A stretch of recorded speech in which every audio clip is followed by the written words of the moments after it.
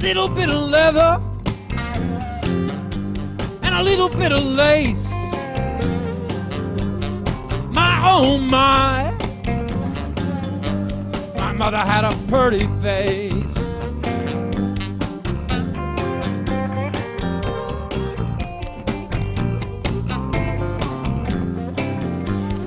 My mother was a goddess. She was a pagan. My dad, he was from the stars. He left his face a calling card on the planet Mars.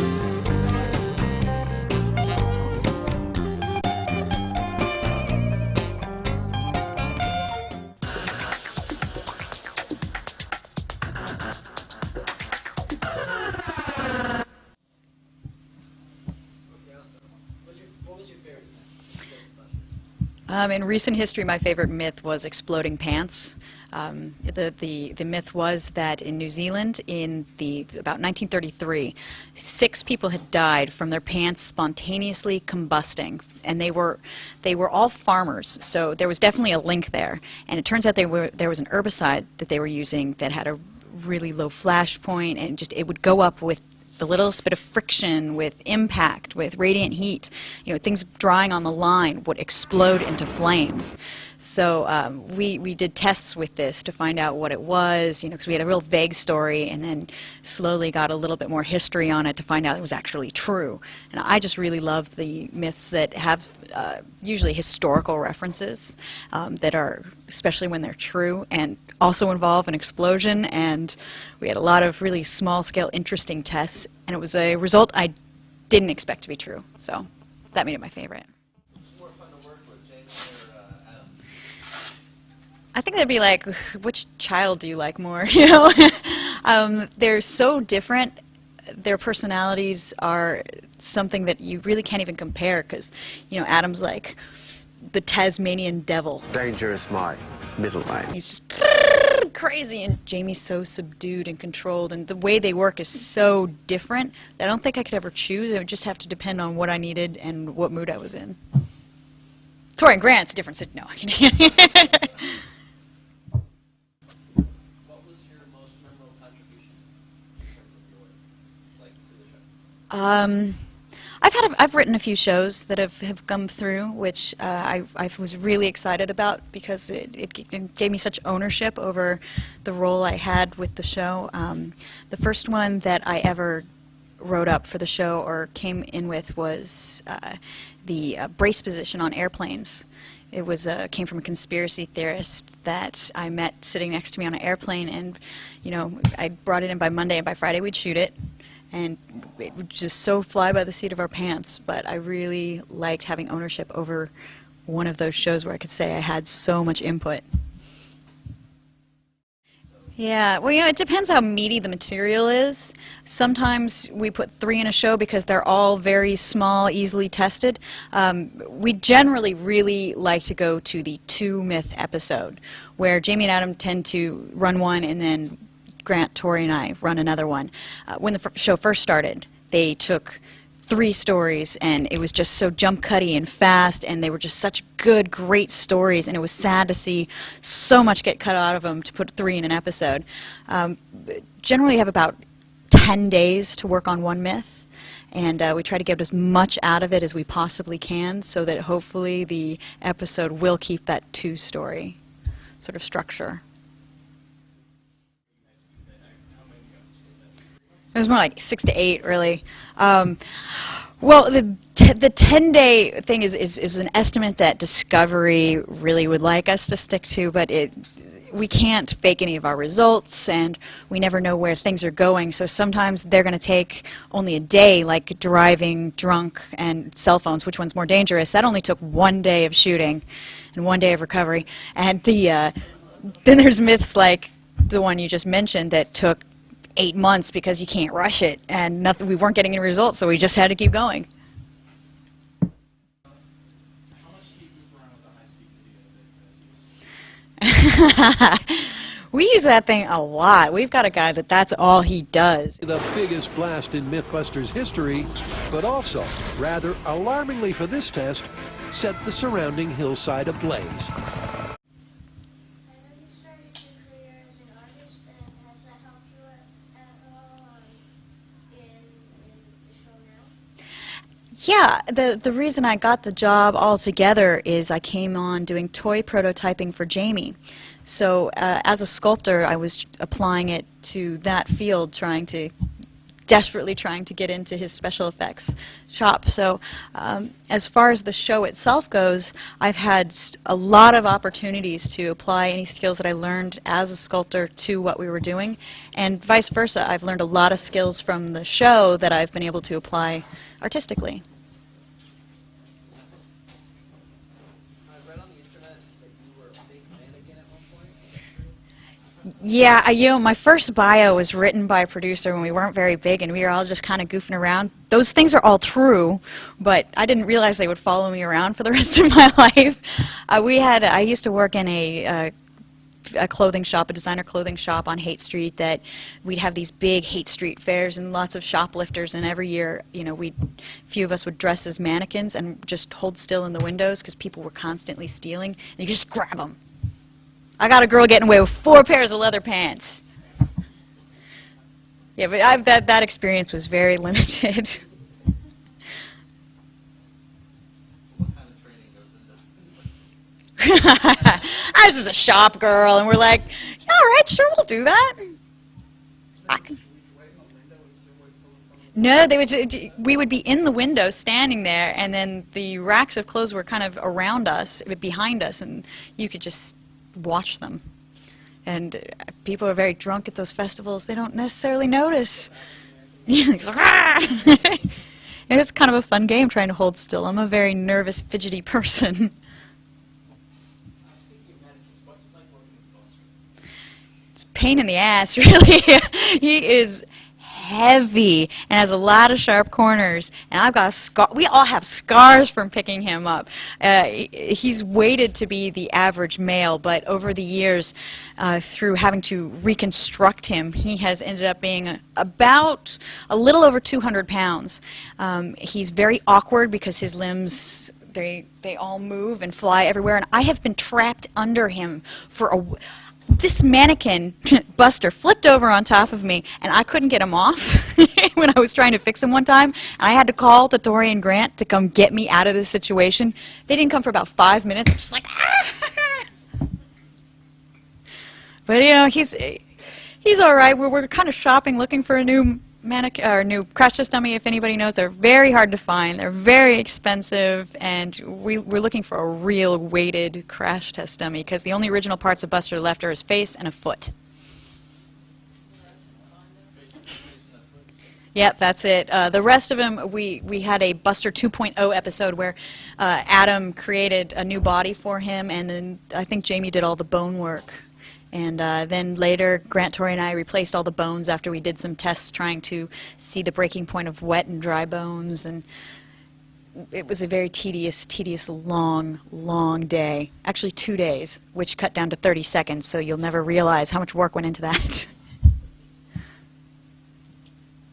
What myth did you hate doing the most? I hate doing any of the Oogie Boogie myths. I really detested doing primary perception and whether plants have feelings. As a vegetarian, I really can't go that one step further and feel like my plants are screaming when I'm eating them. Yeah, exactly. So, stuff like that that's a little on the, I'm not going to go test King Arthur's sword because it's magic. And that is one that somebody's actually presented it to us before and had us start trying to do that myth. I'm like, come on. I like the things that are very concrete, preferably somewhere weighted with some history to it and some documentation. That's my favorite. Has there ever been any myth that result that you did not expect? It happens quite often. You go in with so many prejudgments about what's going to work and what isn't, and it's really fun to be proven wrong. It happens so much more often than you'd expect. A Chinese invasion alarm was one that Grant and I both were just so stunned with. It's The idea was that around a castle in about 400 BC, they would sink a drum about 30 feet into the ground and put guys with good hearing above it so you could hear a tunneling army coming at you. And we found a gold mine where we could dig a hole, drop a drum that we made, and we had Tori and Jamie in a mine pretty far away using pickaxes. Me and Adam were stationed above listening, and Grant had a huge table of electronics and geophones and things that we got from the USGS, and none of his equipment could pick anything up, but he had a relay back to Tori and Jamie, so he knew when things were happening, and I was able to hear a change in the sound of the tunnel that was sort of like a little beat, and I could pick it up, whereas the equipment couldn't. And it was, all of us were kind of, yeah, screaming, jumping, so happy. We all just thought it was just it's 400 BC, probably wasn't well documented. Turned out true. Are you associated with M5 Industries? Yeah, I used to be. I mean, that's how I started. I was interning with Jamie, so I worked with him on a lot of some commercials and mostly on toy prototypes he did for Leapfrog Toys, the learning toys for kids. See some of those in the store, and little frogs on them or what? I could have made them. But I don't work at M5 at all since Mythbusters because the show is very, very all-encompassing. But if the show ever ended, I would be ecstatic to work with Jamie again. Can you tell us any myths that are coming up in future episodes? We're working on snow myths right now. The team has been split between Tahoe and Telluride, Colorado, where we've been like yodeling. Will that create an avalanche like in the cartoons? Is it better to drive backwards on ice than forward using rear wheel versus front wheel drive? Can you stick your tongue to a frozen pole and have it actually get stuck? Yeah. I think that's the one we're working on at the moment. We've got airbag myths coming up. There's a lot of airbag myths. You'd be surprised. To keep their neck straight, to keep their legs straight. I don't know if you've heard of any. I hadn't, but that's definitely one I would be really happy to investigate because that's something that would be pretty concrete to prove. I like that. We did one called 22,000-Foot Fall where it was actually a true story. Most of the story was true. A guy fell from the belly of a gunner, and he fell 2,200 feet and hit the ground and lived. And he died of old age at like 93.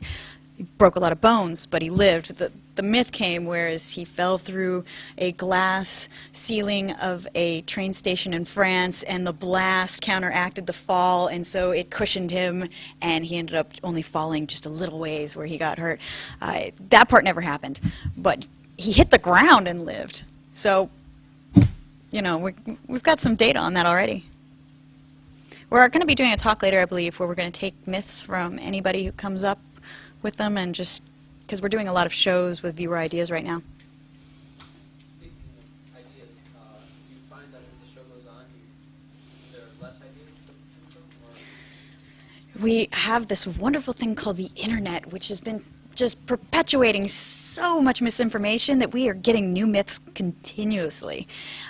We get about 30% of the ideas from the fan sites. People post them all the time, and we've taken, in fact, Chinese Invasion Alarm came from, I believe, a 4th grade class. We collect it from there. We are constantly hearing news stories, the Darwin Awards, Snopes, FARC, all of these things we've been able to gather new stuff from. You always see Grant doing, his calculations with his calculator, and 2 seconds later in the show, he's got the answer. How much would you actually say time is spent on the mathematics for any given myth on the show? Well, if Grant does it pretty quickly. If I do it, it takes a lot longer. He's quite a whiz with the numbers. So is Adam. They usually take on the calculations because they're much quicker at it, but it's pretty quick. Minutes. Nobody spends longer than that. It's not that interesting to watch somebody drawing numbers, so you got to edit that out.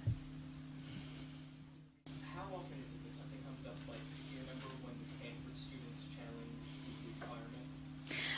Yeah. Into something like that, you have a major challenge to a myth that you guys have busted over and turning over. Daily. We've got every single myth we do, they're experts in whatever field, no matter how obscure it is, there's an expert in that field that believes we are either totally wrong, or most of the time we find they hadn't watched the entire episode. They watch the first 5 minutes, get all up in arms, start writing a letter, and don't realize that, you know, we've gone through a process and may agree with them by the time it's the end of the episode. But if we get some really valid information or something that we really believe deserves further investigation, we do a lot of revisit episodes, which we've been doing about one a season, where we go back and if we get good information and we're challenged, we're willing to admit that we made a mistake, because that's the whole process. That's why the show is so popular, is because we are just discovering along the way. So if you want to go see some serious opposition, go check out the fan sites at Discovery Channel. There are entire threads just completely dedicated to how wrong we are. It was great having MIT, though. When MIT came in and we did the Archimedes death ray, it was great having some of the most brilliant minds of the next generation coming in to work with us and giving us whatever they had collected as well. I've seen sometimes they'll do something and things will go wrong and it'll get long and drawn out and, you know, the equipment will fail. And, I mean, at what point do you give up on it? Or is there, you know, budgetary constraints? There's definitely budgetary constraints. I don't know what the budget is, and they never tell us how much money unless we've spent too much. So we don't usually let them die. Sometimes we've had to put myths aside for a little while until we figure out how to do it a different way. But we have this little motto on all of our T-shirts that failure is always an option. You know, we will constantly keep trying until we get a result. Because sometimes things not working is the result. As far as equipment failure, well, we just have to keep rebuilding till that works. They'll just edit out entire days where we went one direction, and it just comes down to when we actually got it right sometimes. You have a bunch of myths that were not shown either because they were dull, elusive, or blooper type of. We have tons of bloopers. None of us are actors, and we bumble quite a bit. And there are a few myths that we've done, not because they were too boring. We've never had that happen. But we have had some that were too controversial. You know, we've got a few kind of just sitting in the hopper right now that, like, one was about throwing your body on a grenade and saving your friends. But because of the current climate with the Iraq War, Discovery felt like it was just a little too iffy to kind of throw that out to the public. As well as I did a product testing myth once where this was actually going to become part of the show, where I would test products kind of thing, and like what kind of things can whiten your teeth. And turns out some of the sponsors of the show were really not happy with the results I got, because I had proven some of their stuff didn't quite work as well as they claimed it worked. So you will only see some things in Europe that you won't see here.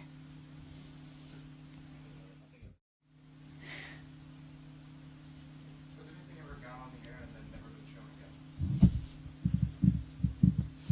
No, I don't think so. That's one thing that there's quite a few marathons and reruns on. I don't think there's anything. Some shows get shown a lot more than others, I've noticed. But no, I think everything's been into major reruns. Do you get sick of hearing yourself talk on the reruns? Yeah. Yeah, I get sick of myself quite often. I don't really watch reruns ever. I usually generally make sure that the show goes out, presents everything as factually as accurate as possible, and we watch the rough cut before it goes out. But when it comes on TV, generally I only watch it when my mom and dad make me watch it or something. I get a little embarrassed. I don't know. just never been trained to be on stage. So. You ever watch any of the other programming on Discovery? Oh yeah, I think Mike Rowe is brilliant. The Dirty Jobs guy, his personality is excellent. And I used to watch him when I was, well, he probably wouldn't want to hear this, but when I was kind of a kid on Evening Magazine. I think he's great. American Chopper I watched here and there. And now he's doing commercials, so I know. regular TV. I know. Yeah, I've definitely done it, especially when we're on the road and we're in hotels. I always like to see what they've got going on. Talking in a commercial about the contest where you can make fun of the shows. Yeah. Did you ever see any really interesting videos where people made fun of Mythbusters? You kind of get a good kick out of it? I've seen a lot of spoofs on the show that have, some really boring, some really, really clever. The best one was this cartoon that somebody did an entire cartoon of all of us and made fun of us in such the perfect way. He had us all completely pinned. It was great. I never saw that one go on to Discovery. It's on the internet somewhere. It's amazing how people can put in so much effort to these spoofs and things on YouTube. I love it. That's got to be a compliment. If people are spoofing you, you're doing all right. Not really. If you know anybody, send them on. I'll take it. I'm kind of in a very small world in Mythbusters. We're in San Francisco, so there's not a big film industry. It's not like LA. It's just, we're the only show in town, pretty much. I think there's only one other show filming out there.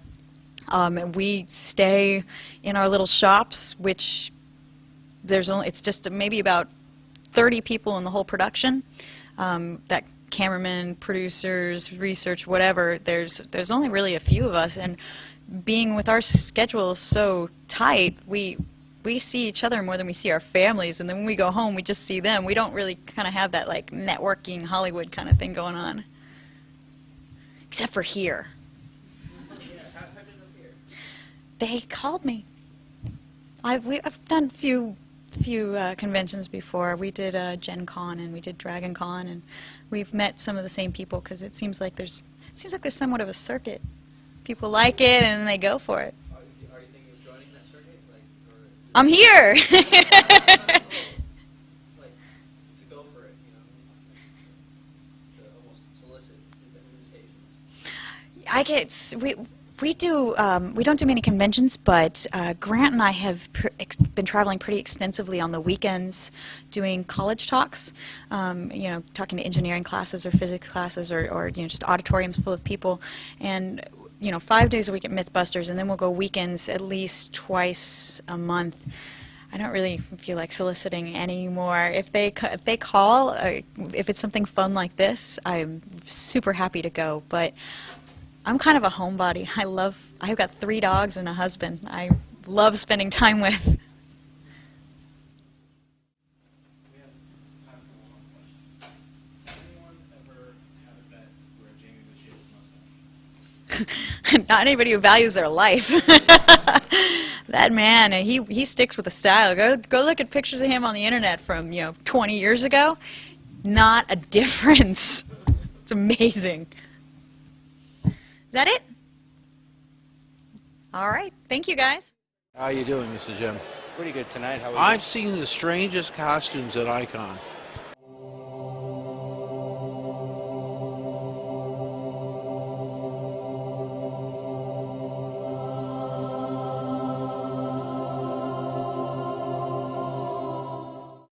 I've seen stranger costumes at Icon, but I've seen Sometimes there's like little to nothing.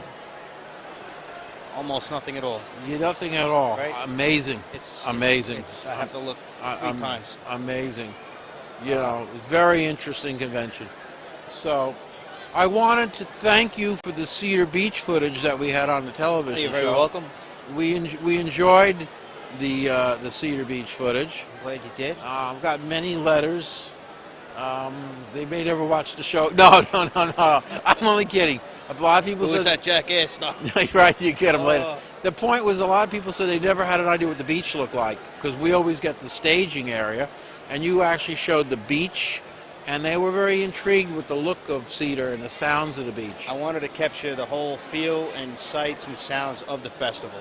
And you did, And complete with the carnival, with the carnival. I'm glad I was able to do that for you. Yeah, I appreciate it. Yeah. And you know, even with some of your other videos, you manage to catch nature disasters sometimes. I mean, you have a thing about rain, clouds, storms, and people running from the rain. I enjoy that. I'm attracted to that kind of Yeah. tragedy. Does it rain a lot on your parade? No. No. No. Okay. And then we had an excellent closing on the second show. And who shot that? That was Ron. That was Ron who shot that. Ron. You will have to show them what Ron looks like. I never actually had Ron on camera. Now you had footage of Ron. But I'll have to make a show with him. Yes. And, the world of Ron. You know. Certainly. Yeah. Right. I think it'd be interesting. The world of Ron. You know. So Icon this year is like I said before, has a very different look. Mm-hmm. As I'm getting older, they're getting younger. And younger and younger and younger. Yeah. Yeah. My first Icon was Icon 2. Mm-hmm. I feel like I should be saying I was around when they were building the Ark. Oh my God. You know, but it's very distracting. Prehistoric, perhaps. Right? Prehistoric, yes. It's a prehistoric. Well, you know. Anyway, I wanted to thank you for the show. I'm going to move on or move out. Thank you, Zembach. Glad to be here and and help doing you out okay with the program and playing drums behind me. Playing drums behind you and Yeah. any other extra activities. Yeah, we'll have you some extra. I want you to see if you can check out that person over there. She's having a problem with her costume. Can you go over there and I could do that. You can do that. Thank you. All right, that's it. Nice talking to you. That's a wrap on Zenbox Forte. Tell me when. Are we on? We're on. Hey, folks, they've been missing some good here. In fact, you're missing some good here, too. Are you just sitting on your ass again? Here we are at Icon 26. 26 years I've been doing this book, and where are you? We're having fun, as always, here at Stony Brook University in New York, on Long Island, that is. Not upstate by the lakes, here down by the island. Nice, pleasant day, plenty of good things to do. We got lots of fun, so get off your ass, come on down and visit us. And guys, if you don't want to come, just send the girls with the money. I'm ready. I'm Kari Byron from Mythbusters, and you're watching Zenbox Forte. It's a lot of fun. It's actually it's a strange intimacy to somebody because they basically have to tell you kind of their favorite fantasies and what they would want to see, either as a version of themselves or their characters or what have you. So you learn things about them you wouldn't ordinarily learn. It's kind of nice. Although it's funny, a lot of artists, at the risk of sounding self-congratulatory, a lot of artists have tried to do this, but they usually stop within a year or so because you have to be able to subordinate your artistic instincts for what your client wants every single day, and a lot of artists have a real hard time doing that. I have a lot of other projects that keep me creatively satisfied, so I don't really mind. Hi, I'm Zenbach, and you are? Ian Alley Seals. Ian, we are sitting here in your booth. Yep. And I see a comic book in front of me. There is a comic book there. So, and we've met before. Yep. So tell me what's going on First today. issue of our new series, Shadow Tracers, which is a paranormal detective story. It's if you want, I can tell you what it's about. Sure, tell me. All right. Shadow Tracers is about 4 teenagers that are working on a high school project, and they fall into the schemes of a super criminal syndicate. And they end up getting supernatural abilities, and so they spend half their days running away from and fighting super criminals, and the other half trying to get their homework done.